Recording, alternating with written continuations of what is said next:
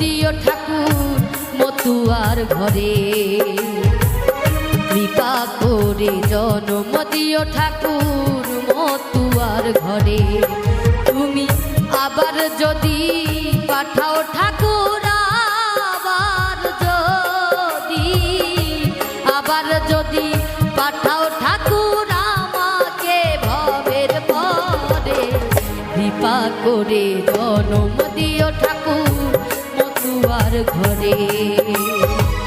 কৃপা করে জন্ম দিও ঠাকুর মতুয়ার